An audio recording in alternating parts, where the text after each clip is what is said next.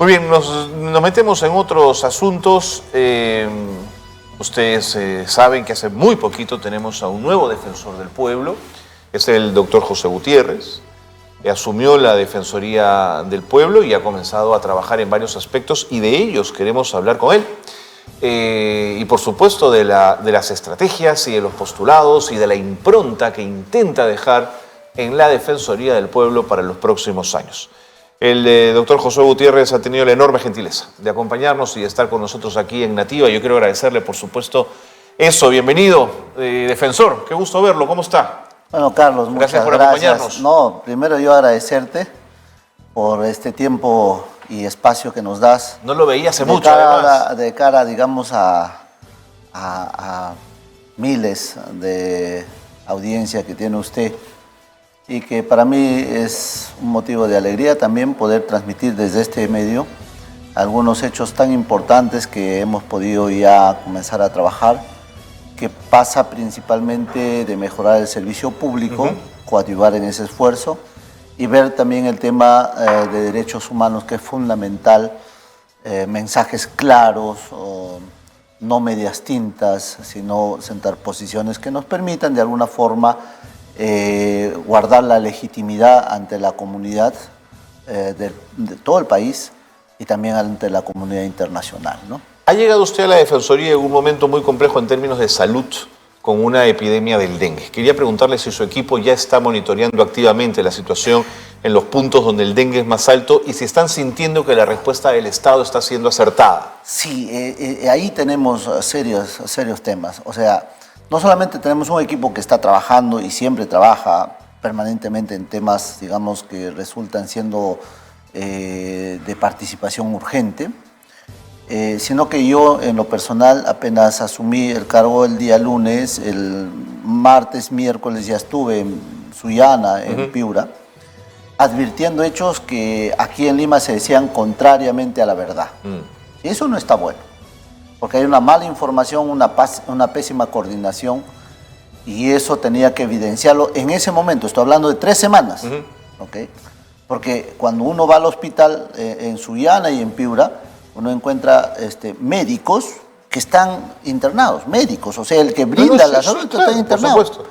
Enfermeras, técnicos, o sea, 50% de la capacidad operativa, que ya es deficiente, sin duda, está fuera de atención.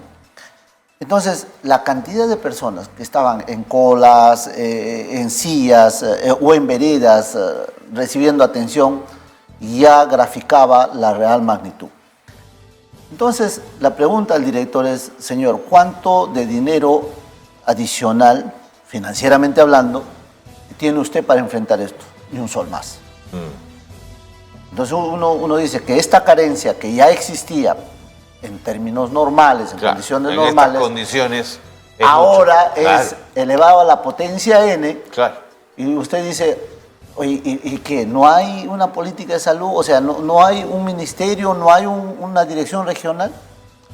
Entonces, esos hechos graficados en temas fílmicos, videos, fotos, se expuso en la noche en la plataforma regional, donde estuvo el subdirector regional, porque dice que la directora regional estaba en Lima recibiendo un premio porque en muerte materno-perinatal había reducido su cantidad y estaba recibiendo un premio.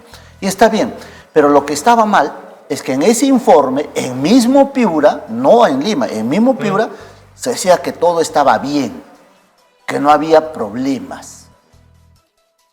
Oiga usted, entonces... ¿Qué es lo que hemos visto? Entonces en ese momento se emplazó y felizmente el gobernador regional entendió la magnitud. Ya en el día nosotros nos habíamos comunicado con Loreto para que personal que son especialistas, infectólogos básicamente, puedan trasladarse a la zona, porque en efecto en el norte la escalada era en aumento, como así fue en estas 3 semanas, ha crecido y felizmente creo que ya llegamos ahora a la meseta y hay una tendencia ya a la baja. Y naturalmente allí había muchos factores que analizar. Por ejemplo, las atenciones, personal de salud, que la demanda esté de alguna forma equilibrada con la oferta y eso implicaba que ya con 2 semanas de anticipación a 3, o sea, más de un mes y medio atrás, el director o los directores, tanto del Santa Rosa como el de Sullana, habían solicitado 5 equipos cada uno, médicos, para poder contener este embalse de atenciones y de alguna forma brindar un servicio, aunque no de calidad, pero un servicio oportuno a las personas que acudían. Eso indudablemente hubiera reducido el costo de vida, que hoy se evidencia ya en las cifras. De acuerdo. Hemos bordeado largamente los 200 fallecidos, probablemente lleguemos mucho más, espero que no, quiero equivocarme ahí, o sea, no quiero también causar un clima de zozobra, pero sí grafica lo que es el Estado, ¿no? Un Estado muy reactivo, siempre reactivo, o sea, siempre donde hay algo ya va, pero cuando hay la evidencia científica constante, cíclica, que podemos advertir estas cosas con tiempo, prepararnos con tiempo de tal manera que cuando ocurra tengamos la capacidad de respuesta mucho más efectiva, ¿no? Defensor, otro tema que quería plantearle es el de la ministra de Cultura, que se reunió con usted para hablar temas ligados a la lucha contra la discriminación racial y justamente la protección de los derechos humanos. Yo quería preguntarle si en esa reunión pudo usted conversar con ella sobre el Instituto de Radio y Televisión del Perú y poner en tela de juicio los embates que desde el Ejecutivo se desarrollan, estos intentos por copar el espacio periodístico de los canales del Estado. Bueno, la ministra no lo puso en la agenda, tampoco lo toqué. Tuve 2 reuniones, por cierto. Ayer, que fue un evento público, y antes de ayer, que tuvo la gentileza de visitarme.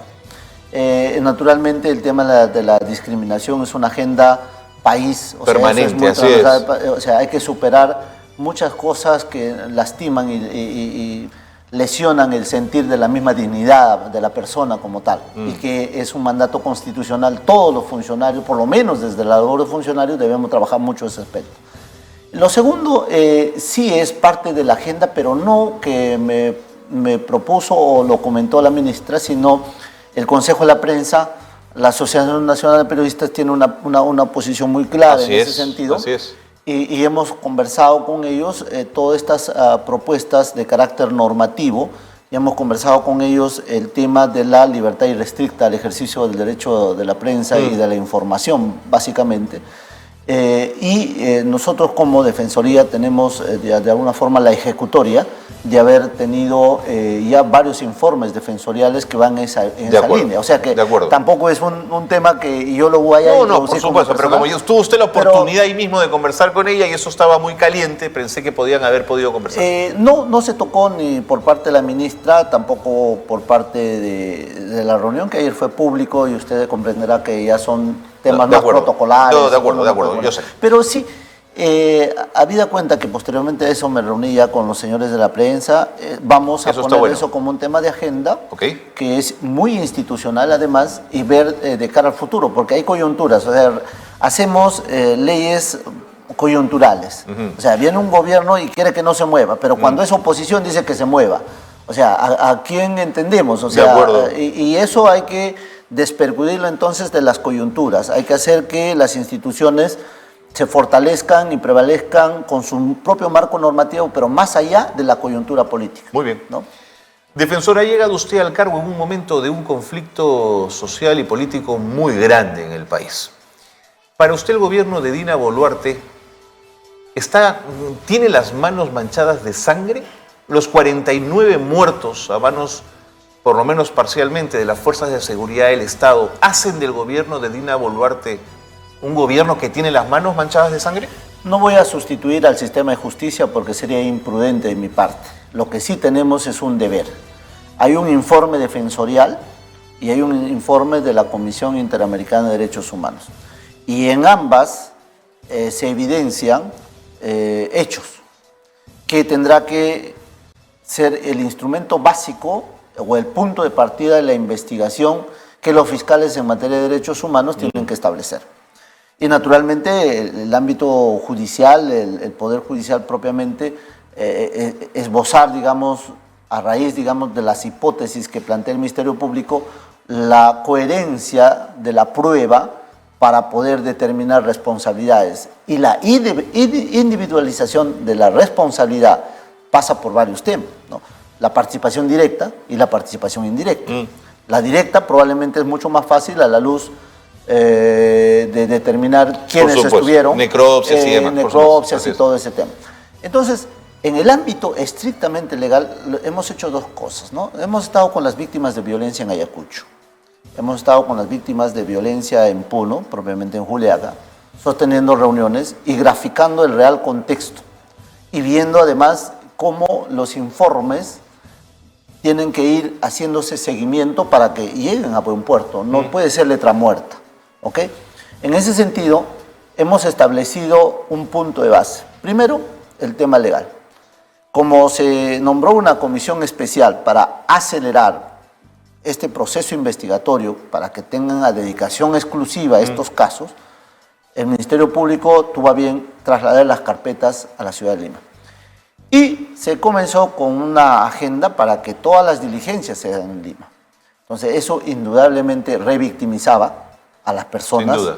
Ahora, eso es muy generoso de pensar que fue para facilitar. Digamos, hay otras lecturas, digamos, ¿no? Claro, que fue para entorpecer, más bien, justamente. Es que yo quiero irme más por una lectura institucional de acuerdo. que por un tema especulativo. Sí, porque ustedes además consiguen que regrese Ayacucho y a Puno el caso, entonces, ¿no? La Fiscal de la Nación tuvo la generosidad, a una solicitud inmediata nuestra, de atendernos en el acto y le transmitimos que se estaban exacerbando los ánimos de manera innecesaria. ¿Y se comprometió? Y la Fiscal de la Nación me dijo, no, que lo que estaban haciendo más bien es lo que le estoy diciendo, institucionalmente, o sea, buscar primero que se aceleren los procesos y que no demoren tantísimos años como siempre históricamente ha demorado este tipo de procesos. Y en segundo orden, que todas las diligencias van a realizarse en el lugar donde ocurrieron los hechos. Básicamente estamos hablando de Ayacucho, de Andahuaylas, de Apurímac, de Juliaca, de todos los lugares donde muy lamentablemente se han perdido muchas vidas, ¿no? Ahora, la justificación de una parte o de otra parte ya no me corresponde. Ser objetivo es, creo que, mi deber. Y sobre todo que la comunidad internacional sienta que la Defensoría del Pueblo tiene que ejercer una prerrogativa de carácter constitucional en la defensa de los derechos fundamentales de las personas, ¿no? De acuerdo. Defensor, a usted lo conocimos cuando llegó al mundo de la política, al Congreso de la República, junto a Ollanta Humala y su gobierno. En los últimos años ha estado trabajando con la bancada de Perú Libre. Y yo quería preguntarle, cuando usted llega a ser defensor del pueblo, con el voto principal del fujimorismo, que es por el Ministerio Público señalado como una organización criminal, ¿cómo se siente usted con ese respaldo? Pero no solamente, bueno, primero... Sí, esos 23 votos no llegaba, digamos, ¿no? Primero, honrado de todos los votos y agradecido de todos los votos que me han podido permitir llegar a la Defensoría. El tema es que, aun cuando yo pueda tener, digamos, una posición vinculada a lo estrictamente social, no me hace a mí enemigo de ningún político, porque al final la población en un momento electoral lo que ve son adversarios que plantean, digamos, estrategias distintas para resolver un mismo problema. Entonces yo no soy un anti, ni menos estigmatizo a las personas. Pero dicho sea de paso... Tampoco el Ministerio Público es el que lo ha hecho, por eso se lo planteo, Dicho sea de paso, el Ministerio Público ha dicho que es una organización criminal el Partido Nacionalista. El Ministerio Público ha dicho que es una organización criminal el Fuerza Popular. El Ministerio Público hace prácticamente casi a gran parte de los partidos políticos como organización criminal. Bueno, pero eso no exime de responsabilidades unos de otros, ¿no? No, por eso. O sea, cuando el Ministerio Público hace una hipótesis de su investigación, si estas fueran, como dice la ley, en estricta reserva y no se estarían filtrando informaciones, de acuerdo, ¿no? Entonces probablemente el cuidado de la dignidad, no solamente de las personas, sino también lo que uno proyecta como partido, impoluto de todo cuestionamiento de corrupción, ¿no? Entonces uno dice, bueno, está bien que puedan investigarse por cualquier delito, pero como acá todo es público, hasta las carpetas que están en la condición de reserva finalmente no tienen nada de reservado porque ya se supo de alguna forma por redes, por lo que sea, ya se supo el contenido. Entonces sí me resulta un poco como una recomendación hacia el sistema de justicia, es que se cumpla la ley tal cual está dicha, ¿no? Entonces nos evitamos este tipo de estigmatización de partidos. Pero yendo a mi pregunta, usted dice, me siento honrado. Sí, me siento honrado. De que el fujimorismo haya sido... De que el fujimorismo, de que o Alianza para el Progreso, o que es Acción Popular, o que la bancada de Perú Libre, que también está investigada, ¿no es cierto?, el partido Perú Libre, en fin, me hayan investido con esta facultad. Indudablemente, sí lo voy a decir, ningún partido, ninguna bancada ha puesto condicionamientos sobre el mío. Por eso es que quizás tendrán la libertad de poder decir en cualquier momento, si el señor actúa mal, lo vamos a sacar. Indudablemente, es constitucional quien te inviste y quien te saca, ¿no? Yo no tengo ningún inconveniente en ese sentido. La foto que presenta el Popular y que lo muestra usted sentado en una conversación en un restaurante junto a Miki Torres y a Hernando Guerra García, que luego termina en esta elección, y es que no votan 10 del fujimorismo a favor de usted, votan 23, votan todos a favor de usted. Claro, deja la pregunta, ¿qué se dejó en prenda? ¿Qué se negoció en el camino, defensor? Graficaría una conducta poco democrática de Fuerza Popular y lo mío también. Estaría, como decir, condicionado a que mi actuación no sería esta. Por ejemplo, yo en esa, mire, a mí me dijeron en la entrevista, donde estaban 2 votos de Fuerza Popular, estaban los votos de los demás partidos, las demás bancadas, me dijeron, señor, ¿usted piensa que debemos salirnos de la Corte Interamericana? Muy puntual. Ahí fue usted muy claro. Yo le dije, oye, ninguno está exento. De ninguna manera. Y que es más, los derechos humanos están por encima de todo. O sea, eso no está en condicionante. Esa es una pregunta, y como otras, que yo marqué una posición. Entonces, si yo hubiera tenido una suerte de, siquiera, de condicionamiento, probablemente mi deseo de querer ser me hubiera llevado o me hubiera desvirtuado en lo que yo pienso, en lo que yo creo, y eso creo que no es materia de ninguna negociación. Y lo otro es un contexto también que es mucho, yo pienso que, no sé si se hace bien o mal especular, porque esa reunión que no fue en ningún medio que usted ha señalado, sino en la República, con el señor Huacasi, hubo una sesión en el Congreso donde estaban definiendo la fórmula legal para este tema. ¿Usted fungía de asesor en ese momento de la bancada de Perú Libre? Nada, yo estaba almorzando. Y es más, yo veía que había una sesión en la comisión y estaba almorzando, así que cuando ya me prestaba a salir, vi que entró un grupo muy grande, muy numeroso, y que nos encontramos, y ahí estaba el presidente de la Comisión de Constitución, el doctor Nano, y estaba con todo su equipo que salían de esa sesión. Y se sentaron ahí y empezamos a conversar coloquialmente el tema, porque ellos se quedaron almorzando, yo ya había terminado de almorzar, así que me siento un momentito ahí y vino, porque era ventana a la calle. Claro, y tomaron la foto. Tomó la foto. Entonces, una especulación. Sí. Entonces, bueno, los saludé básicamente, saludo, 2, 3 bromas por ahí, y pues me fui yo siempre pensaba. Pero, ojo, cuando empezaron las cámaras, los flash y todo eso, yo dije, ya, pues bueno, eso, y les dije, ¿no? Ya estamos, ya le dije, eso va a ser noticia. Y tal cual. Pero fue un año antes, ¿no? O sea, fue el año pasado eso, entiendo. Sí, pues fue el año pasado. ¿No fue en enero la foto? En enero, perdón, este año, pero en enero. Pero donde en lo personal, y creo que, no sé si me gusta un poco ser muy sincero, yo ni siquiera pensaba postular a la Defensoría del Pueblo. Defensor, esto que usted llama una especulación, se complementó quizás en esos términos cuando casi al primer día o al segundo día de su gestión recibe usted a la Pestilencia, ¿no es cierto? Este grupo pseudo-fascista, violentista, que se reúne con usted en la Defensoría. Felizmente tú... Termino mi pregunta. Yo creo que es responsabilidad del defensor reunirse con todos, pero los violentos están fuera del juego democrático, no tienen que entrar en el juego democrático, y usted los recibió. ¿Por qué lo hizo, defensor? A ver.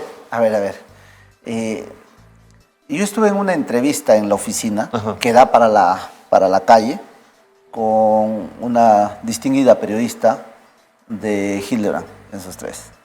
Y bueno, ya casi al terminar empezó una fuerte agresca afuera con altoparlantes. Claro, el estilo de... Insultando, ¿no? Insultando. Ah, mire. O sea, no es que han venido a apoyarme, Ok. insultando. Entonces, en ese momento ya habíamos terminado la entrevista, yo me paro y veo un grupo más o menos de 10, 15, ¿no? Y bueno, ya me estoy despidiendo y cuando miro, ya era mucho más. O sea, y la gente misma se aglutinó. Entonces yo pensé que era algo que merecía en sí un tratamiento inmediato. Entonces, y ni siquiera yo distinguí quiénes eran. Entonces le dije a la señorita que trabaja con nosotros, a la doctora Yaqui, le dije, un favor, que no hagan bulla. Es más, si ellos quieren conversar, que un grupo de 6 o 7 máximo no sean más, que suban por favor porque les voy a escuchar. O sea, ¿qué es lo que quieren decirme en vez de estar gritando de fuera? Eso fue, porque yo no sabía ni quiénes eran. Y cuando ya estuve frente a ellos, les di la bienvenida, les digo que no eran las formas de poder tratar temas como en este caso mi participación en la Defensoría del Pueblo, y en fin. Y eso fue todo, solo que ellos querían tomarse una foto y yo les digo, está bien, no hay problema. Y hice unas recomendaciones que me pareció eran necesarias, de no exacerbar los ánimos, o sea, recomendaciones que van siempre en lo correcto. Así que, en principio, no eran mis invitados, no eran que yo tenía una agenda con ellos, sino por esa coyuntura los hice pasar. ¿Podrían ser sus invitados? Quizá en algún momento cuando la agenda, digamos, no se olvide usted, es que son fascistas, para ponerle, el defensor, para ponerle, son enemigos de la democracia. Por eso, para ponerlo en claro, ¿no? O sea, usted partió de una premisa que me resulta interesante. El deber de atender, el deber de escuchar, no me hace a mí ser parte de o defender lo que ellos pretenden. Pero los legitima. No, pero lo que sí hay que hacer es, con ellos o sin ellos, tener mensajes claros, que la polarización política, que el establecimiento, digamos, de odios, lo único que permite es que este Perú se desangre más. Y ya no estamos para eso. Entonces hay que llevar mensajes que consoliden un sistema de paz, un sistema democrático en donde las libertades, aun cuando se piensa distinto, puedan permitirnos una convivencia. De acuerdo. ¿No? Entonces, bajo esa línea sí siempre me conduciré, ¿no? Las abuelas siempre decían que la esposa del César no solo debe ser honesta, sino también parecerla. ¿Por qué le planteo esto? Porque en su mensaje en favor de los derechos humanos que plantea usted, se le ha cuestionado el haber designado como jefe de asesores a Federico Tong, quien fue ministro del presidente Merino, un abierto violador a los derechos humanos y un usurpador del poder en su momento. ¿Por qué elige a un ministro que formó parte de un gobierno írrito? Qué bueno, en la usurpación no se puede tener lecturas diferentes. No se ha cambiado la Constitución. Hay un recambio constitucional. Cuando me dicen, por ejemplo, si la señora Dina es una usurpadora o no, yo le digo, eso no hay discusión. Momentito, es la presidenta constitucional, así es. Pero no lo fue con Merino. Con Merino también. ¿Por qué? Ya no había vicepresidentes. ¿Y qué dice la Constitución? El presidente del Congreso tomará posesión en un tiempo muy pequeño, 6 Pero meses. Recuerde el contexto, recuerde lo que se negoció. Para convocarse a un proceso. O sea, mire, ahora... para usted Merino fue un presidente constitucional. Claro que sí, claro que sí. Es como que la gente me dijera hoy día, si la señora Boluarte eso no es. Yo le digo que sí. Eso es lo que dice la Constitución. Y yo juramento por la Constitución y por la ley. Ese es el principio rector de mi vida como funcionario. Bueno, jalo mi argumento. Jamás dijo nada sobre los dos muchachos asesinados por la policía en el centro de Lima. El señor Merino. Defensor. El señor Merino, sus asesores, sus ministros. Jamás hubo un mea culpa ni una suerte de hemos actuado mal. Yo diría ahí más. 2 muertos, defensor. Yo diría más, que cuando el señor Merino estuvo de presidente, él debió dar mensajes mucho más potentes, más claros, deslindando todo acto de violencia. Y creo, como creo ahora también en el caso de la presidenta Dina, debieron acercar al Estado mucho más a la sociedad. Cuando uno evidencia que hay una confrontación, hay una estrategia de deslegitimar el gobierno democrático, lo que tiene que hacer el Estado es defenderse. ¿Pero cómo defiende? Reprimiendo, ¿Cómo defiende? ¿Exigiendo que todos piensen igual? No. Sí, pues. Haciendo que el Estado cumpla el rol de acercarse a atender las verdaderas demandas sociales que exige el país. Okay. ¿Y cuáles son esas demandas? Lo que usted decía al inicio, la discriminación como fundamento central, el racismo. Esos son temas que nos... Por eso es que a veces le resulta muy difícil a alguien que viene ostentando el poder económico o el poder político sentarse a conversar con nuestras comunidades campesinas o con los niños que están esperanzados en que exista de alguna forma un nuevo Estado que les permita a ellos acceder a educación, a nutrición, acceder a tantas cosas, y cuando no acceden, vienen pues justamente... ¿Por qué tienen que defender ellos el Estado? ¿Por qué tienen que defender la democracia?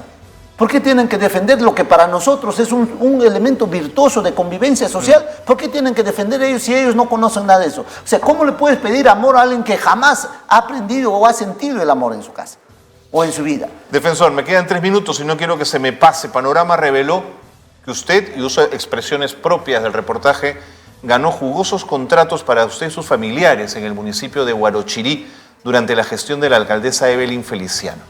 El informe señala, cito, que fue usted un asiduo visitante a la provincia de Huarochirí. Esto no tendría nada de malo si no fuera porque luego, cuando salió del Parlamento, Gutiérrez Cóndor siguió vinculado a la municipalidad con jugosos contratos ganados por Corporación Tacase, empresa de su cuñado. Y al parecer gracias a influencias. Cito tal cual el reportaje.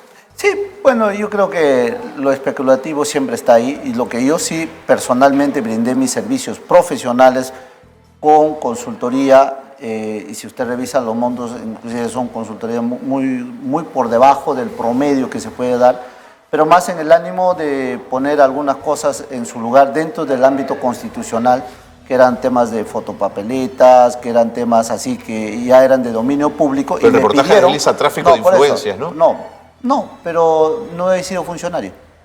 O sea, mientras yo no sea funcionario, mientras no ejerza cargo público, entonces tengo mi estudio, trabajo en la vida libre, y si una persona o una institución me pide una asesoría, se la puedo brindar. O sea, no estoy impedido de hacerlo, por cierto, no lo he estado impedido de hacerlo, y lo que ocurra en esa institución durante mi asesoría o posterior a la misma no tiene por qué vinculárseme a mí como tal, ¿no? Creo que eso es absolutamente legal, absolutamente legítimo, que ocurre en estos momentos. Miles de probablemente profesionales brindando sus servicios al Estado o a la empresa privada, pero sin tener ninguna investidura de poder o ejerciendo cargo público, ¿no? Eso no pasó, no pasará nunca. Así que esos cuestionamientos no tienen mayor relevancia, ¿no? En 20 segundos finales, ¿cómo piensa usted dejar la Defensoría al final de su gestión? ¿Cómo se la imagina? El deber mayor es eso que estuvimos hablando, acercar que las demandas sociales de reivindicación de nuestros pueblos del Ande, de los pueblos que han sido de alguna forma maltratados por el sector público, lo sean. Y que ese mensaje de esperanza sea potente. Por eso hay que trabajar muchísimo con la niñez. La niñez, la adolescencia como factor importante de cambio estructural, social en nuestro país. Muchas gracias, defensor. Y las puertas abiertas siempre en Nativa para conversar amablemente. Gracias por haber estado con nosotros. Muy amable.